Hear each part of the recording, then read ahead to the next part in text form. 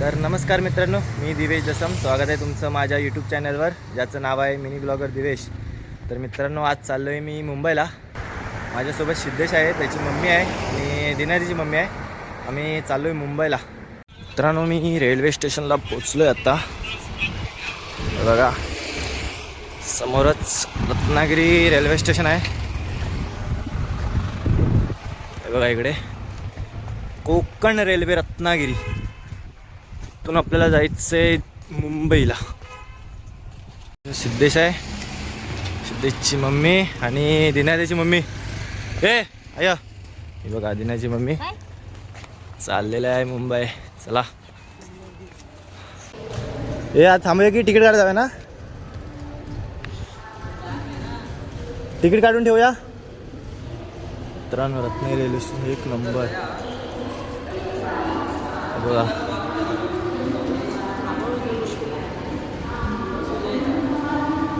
मित्रांनो, मी रेल्वे स्टेशनला आलो आणि तिथे कॉलेजच्या मुलांनी एक पथनाट्य केलं. म्हणजे की समुद्रावर जे पर्यटक येतात ते कचरा घाण खूप करतात आणि पाण्याची बाटल्या वगैरे सर्व कचरा तिथेच टाकतात.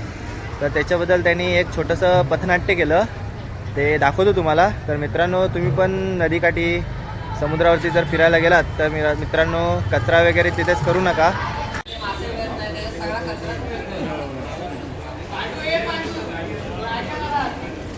काय रे, काय झालं? काय करतो? काय नाही रे.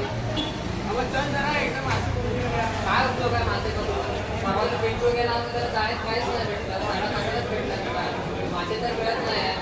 होय रे, तरी पण चल एकदा प्रयत्न करून पाहूया. असं म्हणतो, ठीक आहे चल.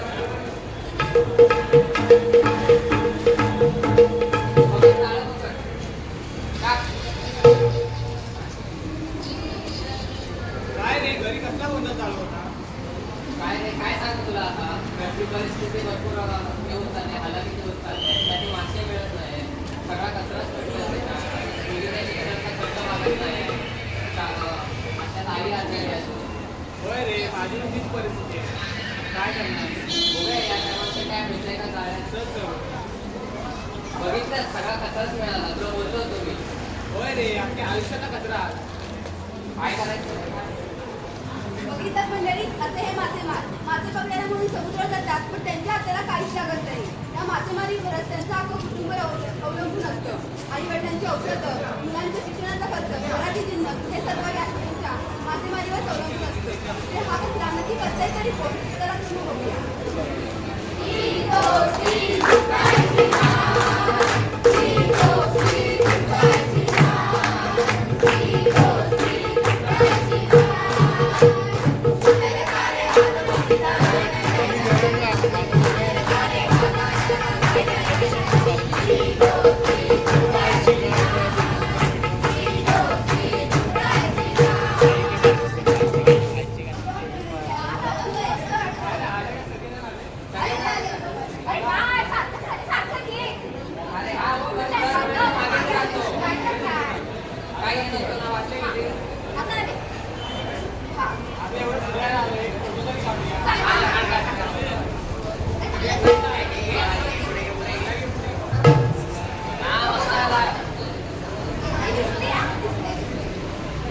फिरून फिरून कंटाळा आलाय, काय खायला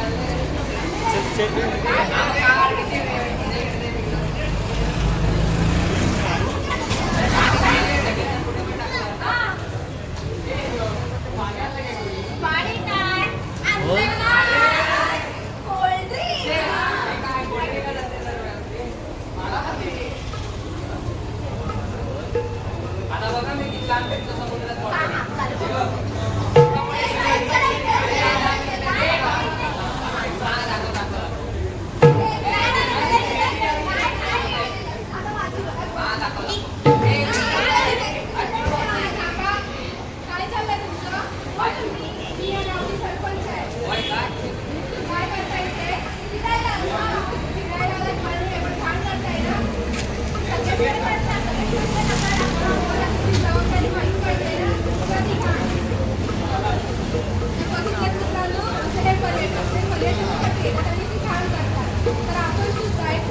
पर्यटक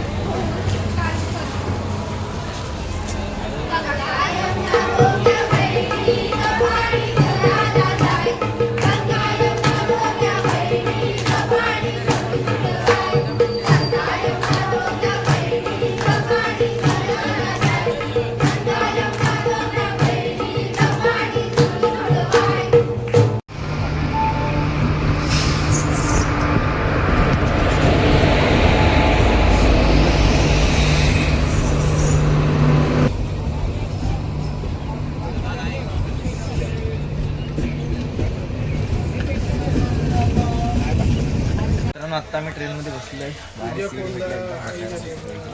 बघा गर्दी पण नाहीये. ट्रेन खाली आहे पूर्ण. आपला दिवा पॅसेंजर पूर्ण खाली आहे ट्रेन. गर्दी काहीच नाहीये. ट्रेनमध्ये खाता येतात चटणी भाकरी या खायला तुम्ही मस्त पैकी तिखट चटणी आणि भाकरी हा रेमटावच आहे मस्त एकदम. मित्रांनो आत्ता वाजलाय 2:30 आणि पोचलोय आता मी चिपळूणला पोचलोय.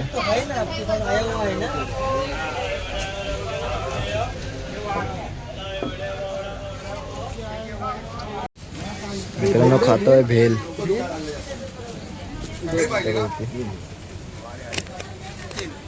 त्या भेल खायला सुखी भेल. मित्रांनो आता गाडी थांबली खेडला. क्रॉसिंग आहे वाटतं. आम्ही घेतले भेल. या भेल खायला तुम्ही पण. मस्त कोकणचा प्रवास आणि हा अशी भेल खाण्याची मजा वेगळीच असते मित्रांनो. या तुम्ही पण.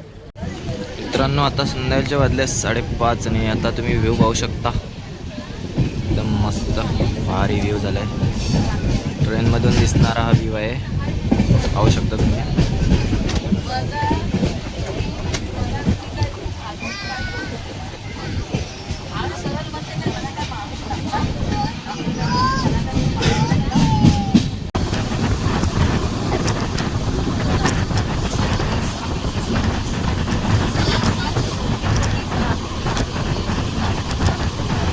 मधून उतरून आता चाललंय रूमवर.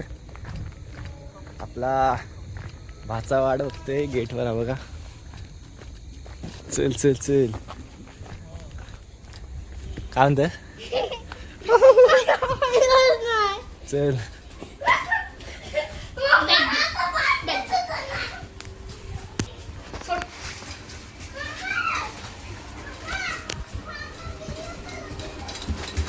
बघा भाचा फायनली मी पोचलोय आता.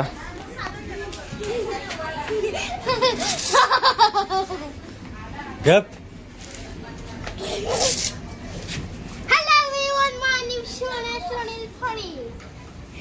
पोचलोय आता मी जस्ट घरी. तर मित्रांनो या जेवायला. पनीरची भाजी आहे, चपाती आहे. मी जेवतोय आता. तुम्ही पण या. मी बबलू जेवतोय. शाळा कुठे तुझी? Angel paradise English school. जेवायला सांग. जेवायला या. जेवतो आम्ही. जेवता आहे. मामाईनी मला बावली दिली जत्रेला मामाकडे पाठवून. आणि काय जेवण झालं काय? नाही जेवण काय काय केलं साहेब बघू. जेवण बनवायचं आहे. काय झोपविला.